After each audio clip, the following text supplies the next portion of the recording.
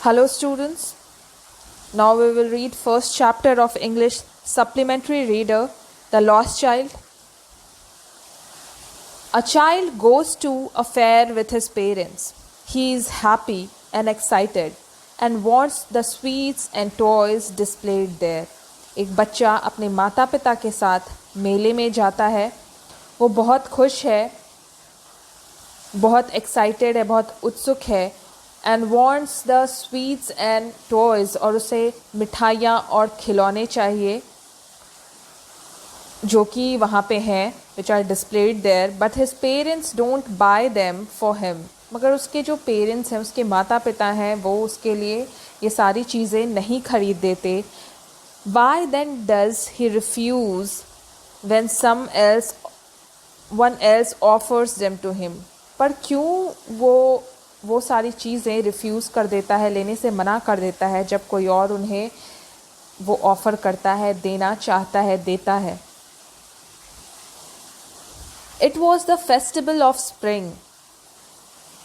Spring का festival चल रहा है, मेला लगा है. From the wintry shades of narrow lanes and alleys emerged a gaily clad humanity. सारे लोग बहुत खुश हैं और अपनी अपनी गलियों से, अपने अपने रास्तों से चलते हुए लोग उस मेले में आ रहे हैं, इकट्ठे हो रहे हैं. Some walked, some rode on horses, others sat, being carried in bamboo and bullock carts. कुछ चल के आ रहे हैं, कुछ घोड़े पे चढ़ के आ रहे हैं, कुछ बैठ के आ रहे हैं बैम्बू के कैरियर्स में और बुलॉक कार्ट्स में.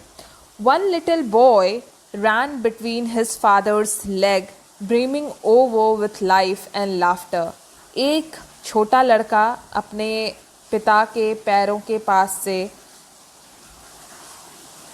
उनके पैरों के बीच से दौड़ता हुआ चला आ रहा है, जो कि बहुत एक्साइटेड है, फुल ऑफ एनर्जी है. उस मेले को देख के, वहाँ की चीज़ों को देख के बहुत खुश है, हंसता मुस्कुराता दौड़ता आ रहा है.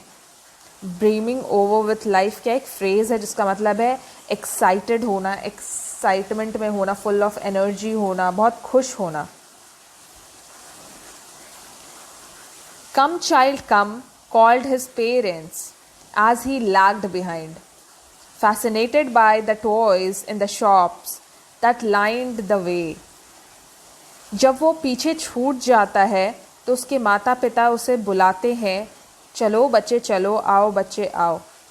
वो पीछे क्यों छूट जाता है? वो पीछे इसीलिए छूट जा रहा है क्योंकि जो खिलौने हैं दुकानों पे लगी हुई, वो बहुत ही फैसिनेटेड है उन खिलौनों के तरफ, बहुत ही आकर्षित है, बहुत ही अट्रैक्टेड है वो उन खिलौनों के तरफ. तो उसका ध्यान कहाँ है? उन खिलौनों पे है. वो खिलौने जो दुकानों में सजे हुए हैं, उसे देखने में वो इतना इनग्रॉस्ड है, इतना डूब जाता है कि वो अपने माता पिता से पीछे छूट जा रहा है बार बार. He hurried towards his parents, his feet obedient to their call. वो अपने माता पिता के बुलाने पे उनकी तरफ जल्दी से जाता है क्योंकि उसके जो पैर हैं वो तो उसके माता पिता की बात मान रहे हैं, ओबीडियंट हैं, उनके बुलाने पे उसकी तरफ चलते हैं. But his eyes still lingering on the receding toys. मगर उसका ध्यान, उसकी नज़रें, उसका मन कहाँ है? उसका मन तो उन खिलौनों की तरफ है. वो अपने माता पिता के बुलाने पे उनकी तरफ ज़रूर जा रहा है, मगर उसका ध्यान अभी भी कहाँ है? उन खिलौनों की तरफ है जो कि दुकानों में सजी हुई हैं. As he came to where they had stopped to wait for him. और जहाँ उसके लिए उसके माता पिता खड़े होकर इंतज़ार कर रहे हैं, वो वहाँ उनके पास पहुँचता है.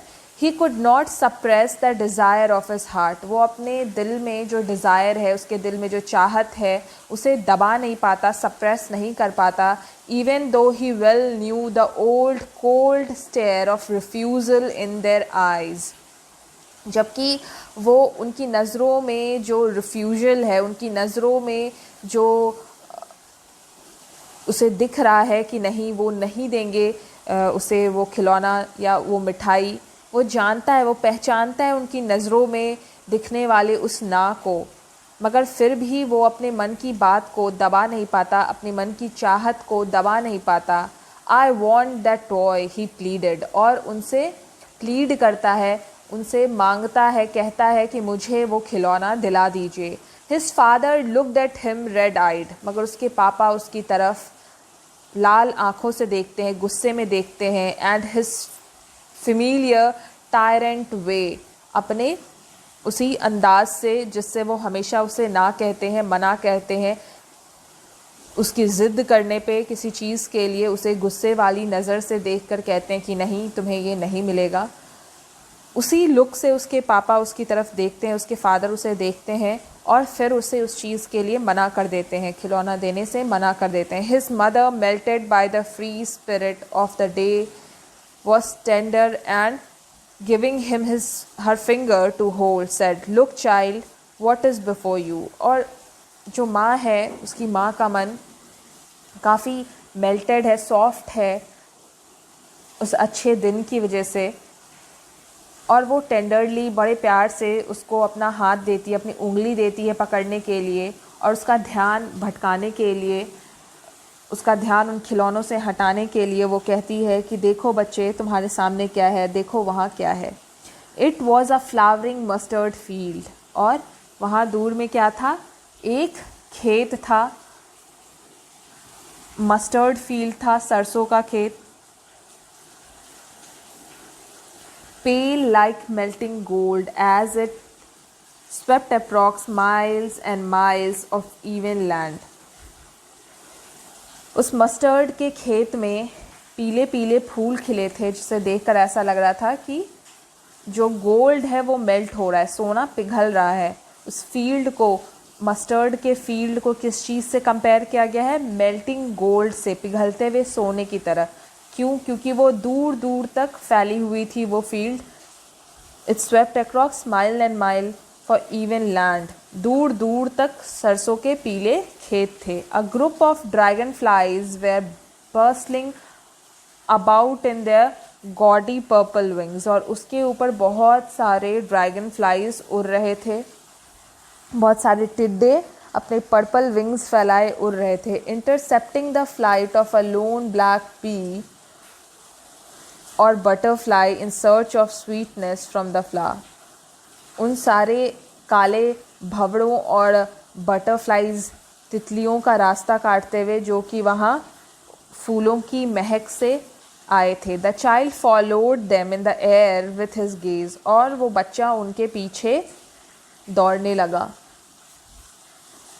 Till one of them would still its wing and rest and he would try to catch it, और वो उन्हें पकड़ने की कोशिश करने लगा. वो कोशिश करने लगा कि उनमें से कोई भी एक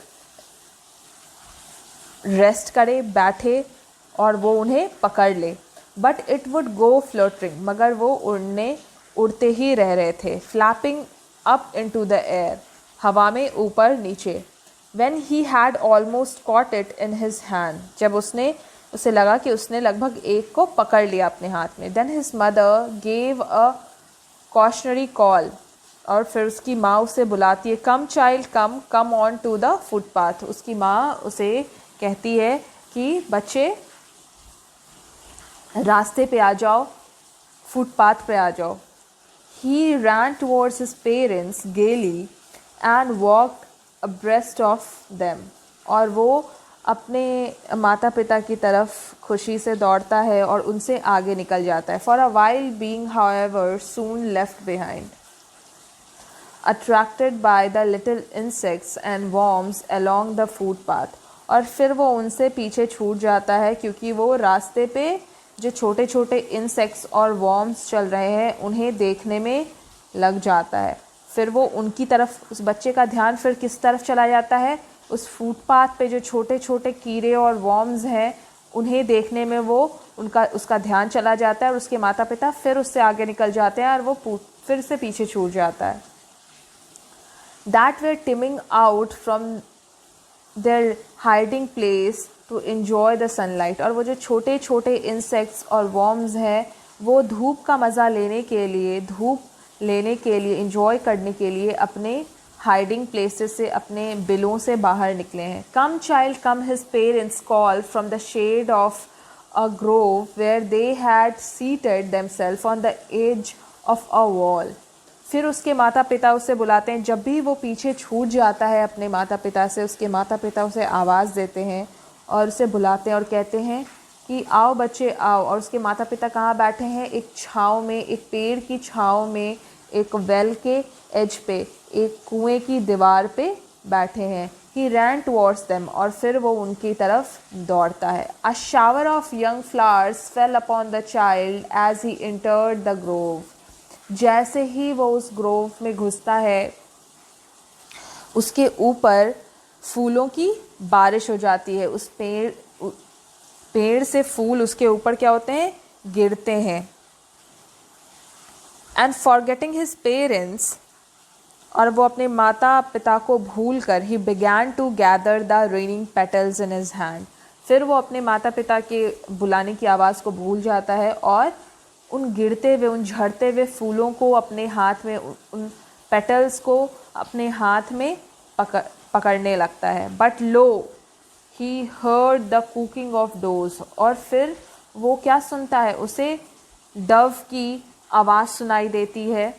And ran towards his parents shouting the dove. और जैसे ही उसका ध्यान उन उड़ते हुए डव्स की तरफ जाता है, उन कबूतरों की तरफ, वाइट कबूतरों की तरफ जाता है, वो और एक्साइटेड होकर अपने पेरेंट्स की तरफ दौड़ता है, कहता हुआ, देखो वो कबूतर है, कबूतर. The raining petals drop from his forgotten hands. और फिर वो उन कलियों के बारे में, उन पेटल्स के बारे में जिसे उसने कलेक्ट किया था, उनके बारे में भूल जाता है और वो कलियां उसके हाथ से गिर जाती हैं.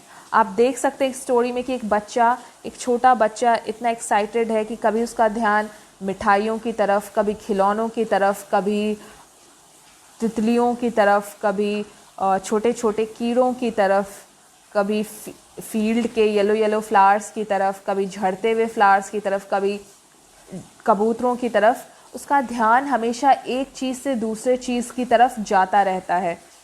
एक बच्चे का मन इतना चंचल होता है, इतना एक्साइटेड होता है कि उसका मन एक चीज़ पे स्थिर नहीं रहता, हर वक्त एक चीज़ से दूसरी चीज़ पे बदलता रहता है.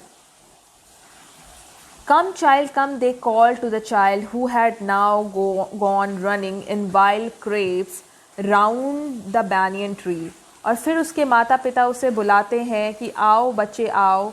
उस बच्चे को जो कि banyan tree के चारों तरफ दौड़ रहा है. And gathering him up, they took the narrow winding footpath which led to the fair through the mustard field. और फिर उसे लेते हुए उसके माता पिता कहाँ निकल पड़ते हैं? मस्टर्ड फील्ड के बीच से जो रास्ता मेले की तरफ जाता था, छोटा रास्ता, फिर वो उससे उस छोटे रास्ते की तरफ निकल पड़ते हैं. As